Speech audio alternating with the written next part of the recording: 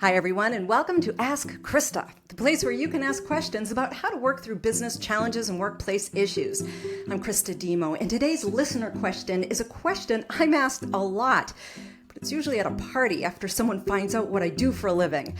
The question is, what do boards of directors do?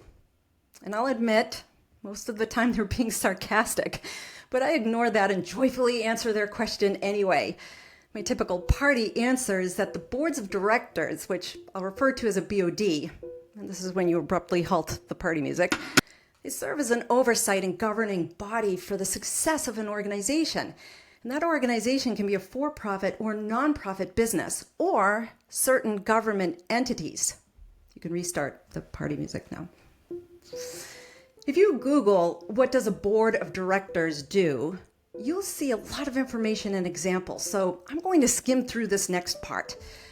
The BOD should be a team of experienced leaders with expertise that is useful to the organization's success. And sometimes that success means growth and expansion, but sometimes it means reductions or contractions too. The expectation is each director contributes to, supports, and approves big decisions as a means to steward or guide the organization through good times and bad times. And they do so in an ethical and compliant manner, while also holding the CEO and executives accountable to his or her approved goals and providing guidance, advice, and coaching if those goals might be missed or in need adjustment.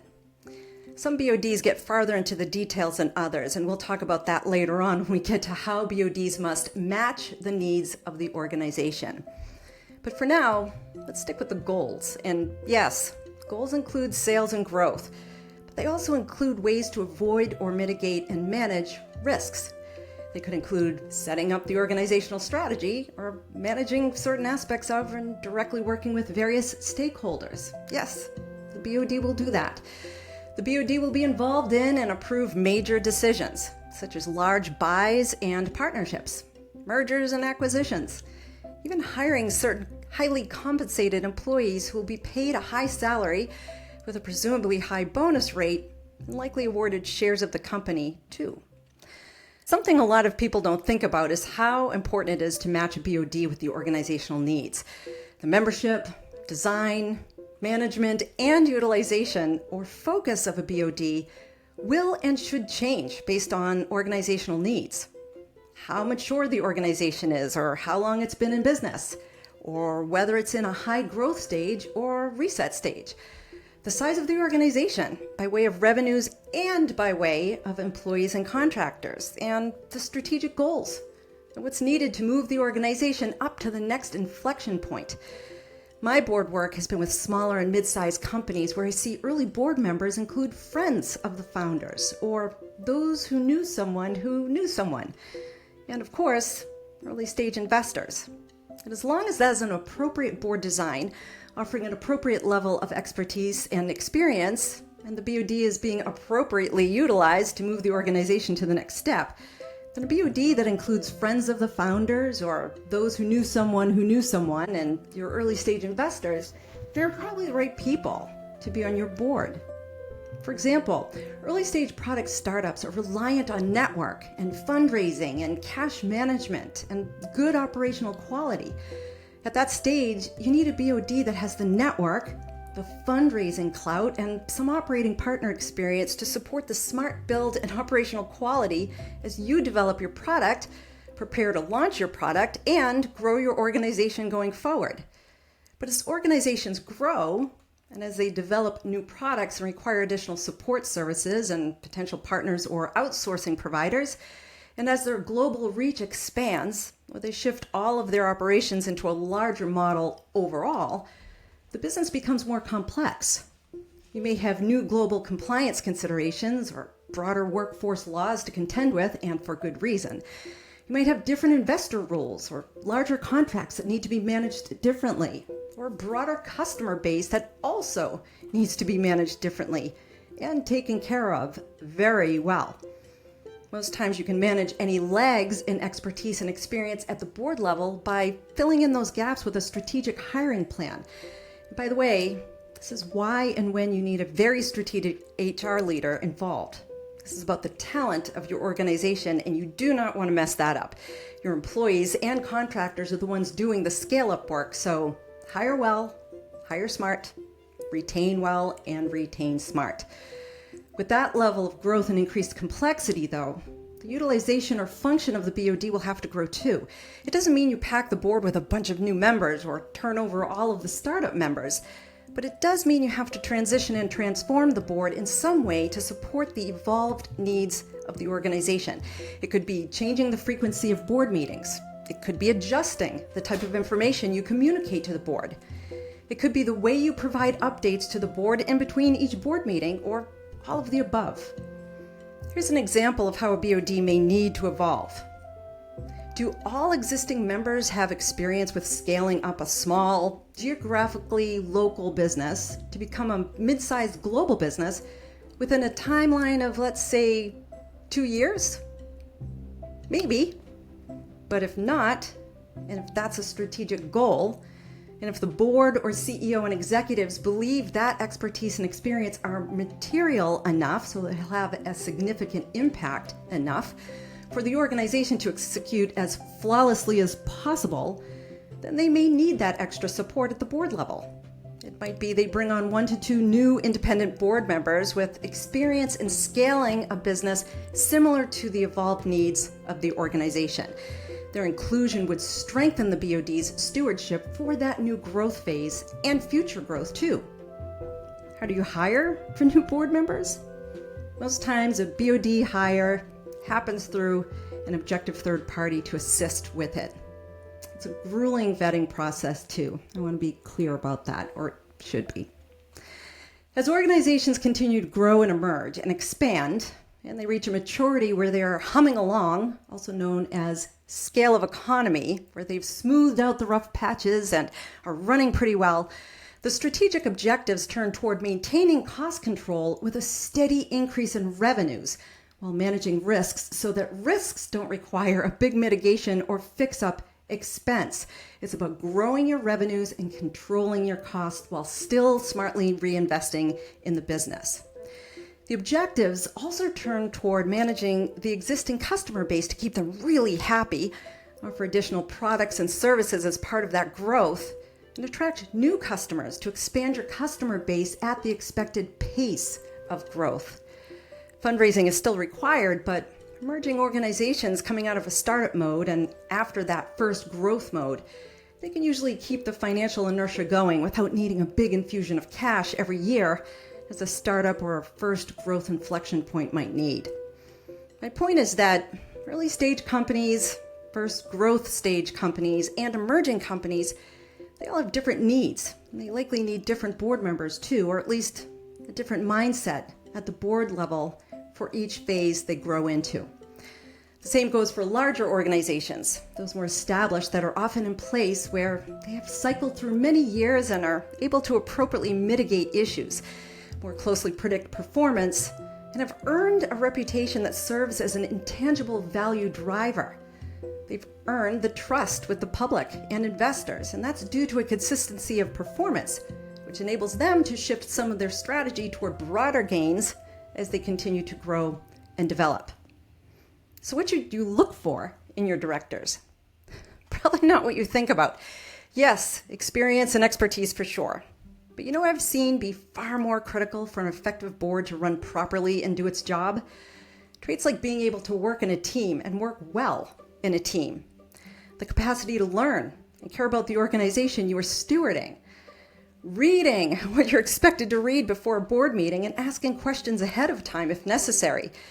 Listening to key points in the board meeting so you're elevating the discussion instead of focusing on your own agenda related to something else and derailing the discussion halfway through the meeting. Not insisting on one-on-one personal pre-reads with company resources ahead of each board meeting, then additional review meetings after the board meeting in order to retain the information. If you know, you know.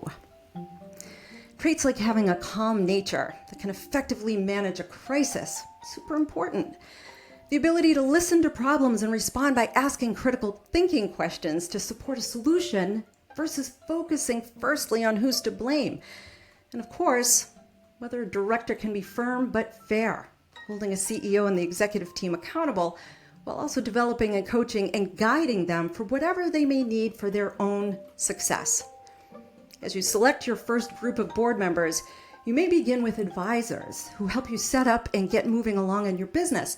Advisors who have shown a level of competency and also a level of support and dedication to your success. You will for sure include early investors too, usually based on how much ownership they have because of their investment. You know who else will help you with all this? Your startup lawyer. Being a BOD member involves various agreements, and this is where your startup lawyer will help you. Those agreements are related to fiduciary responsibilities and ethics and compliance, and governance will be included in your BOD contract. There will be additional agreements related to behaviors too, such as non-disparaging agreements, non-disclosure agreements, and likely non-compete and non-poaching or non-solicitation clauses. So if a member leaves the board, they cannot join the board or the leadership team of a competitor within a certain amount of time, nor can they approach or recruit key talent from your company to work at a competitor's company within a certain amount of time if they have ties with that competitor company. So there's my answer. What do boards of directors do? The direct answer to the question is very straightforward, but it's not always easy to learn about how they are selected, why they are selected, and what's involved after their selection. As with other aspects of business, this shouldn't feel like a mystery. For your resources, I've included an article from Investopedia written by James Chen, reviewed by Jeffrida R. Brown, and fact-checked by Yerlit Perez. The article is called The Board of Directors, Definition and Role, and it was updated in May 2025. It lists the general things to know about a board of directors, including different aspects of a board that I didn't get into, and it has a section about what makes for a successful board. I've included an article from BoardSource, which is a nonprofit research resource for nonprofit boards. Published this month, the article is called Board Member Roles and Responsibilities. There are slight differences in for-profit and nonprofit or not-for-profit boards, so I wanted to be sure I included this one also. Of course, I'm including a well-written article focused on the best attributes of BODs too. The article is written by Paul Smith, the founder of Future Directors Institute. It was published in January 2023, and it's called 9 Attributes of Effective Board Directors.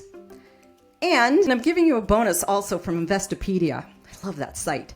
It's written by Troy Segal, reviewed by Gordon Scott, and fact-checked by Suzanne Cavalhog. It was published in December 2021, and it's called Evaluating the Board of Directors.